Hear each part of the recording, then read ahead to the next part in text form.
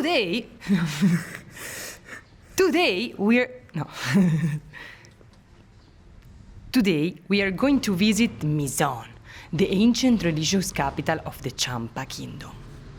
Gas station. Petrol? Yeah. After the bridge, you turn right. Are you ready?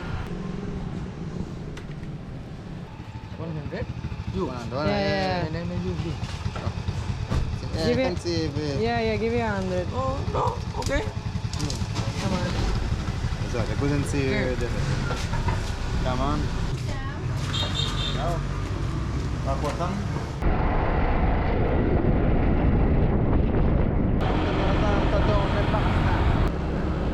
Parking free. Giacomo?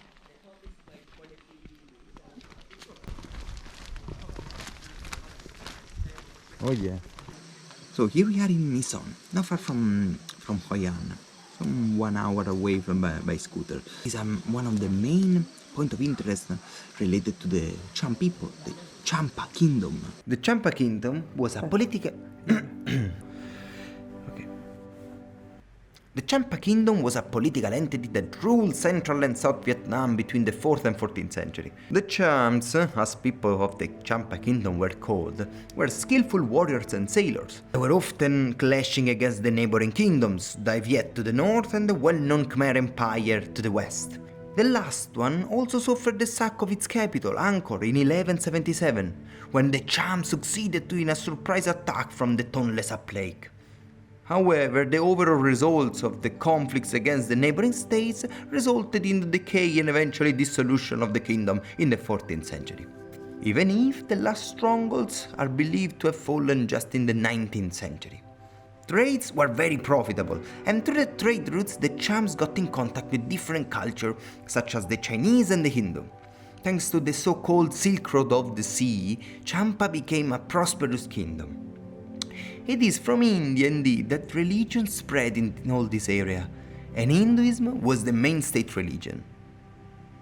If Hoi An was the commercial capital, Tra Kiu the political center and house of the royal family, Mison was the spiritual center of the kingdom. These beautiful tower temples witness the wealth and power of the Champa.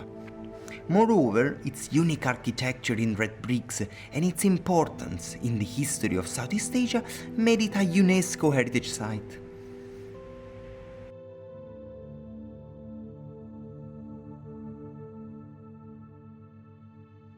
Although the Mahayan Buddhism has been introduced in the kingdom since the 14th century, Shiva was the god which was mostly worshipped in this site, even if some temples are dedicated to Vishnu and Krishna. Shiva, the creator, the destroyer and the preserver, is represented as a symbol in the form of a linga or in his anthropomorphic shape.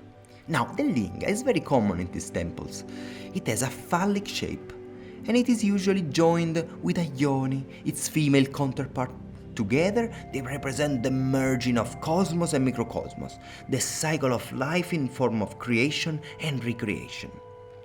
Cham people used to wash these lingas with water during the ceremonies in these amazing temples.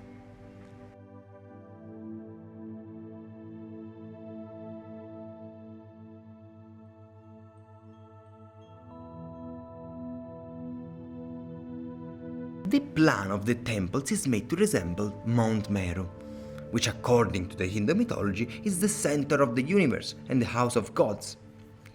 In the construction of these temples, everything is made for a reason. The plan follows specific symbolism related to the Hindu religion, such as the Vastupurushta Mandala, the diagram drawing the spiritual basis of every structure in Hindu belief. The temples were built in a valley some 2 kilometers wide, run by a river and surrounded by mountains. This area has been chosen as the place where more than 70 temples have been built in over 10 centuries. Easy to defend, of course, but also for spiritual reasons. Mison was indeed built north to Mount Mahaparvata, a sacred mountain to the Chams, since it resembled the beak of the Garuda, the divine bird.